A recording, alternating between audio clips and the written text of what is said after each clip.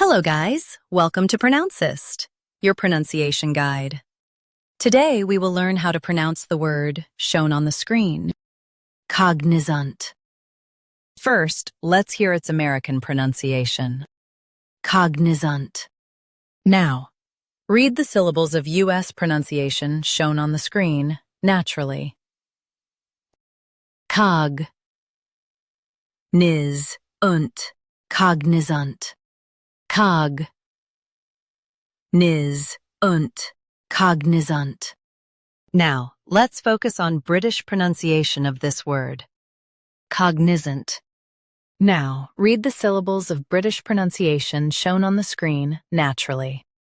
Cog, niz, cognizant. Cog, niz, cognizant. In US, stress cog. In UK, stress cog. Cognizant. Cognizant. Practice repeatedly and you'll soon be able to say this word perfectly. The best way to practice is to repeat the syllable multiple times. The meaning of the word is aware or informed. Try repeating this word several times to improve your pronunciation. We post daily videos on useful and commonly mispronounced words to help you speak clearly and confidently. Like this video and subscribe to Pronouncist for more pronunciation guides.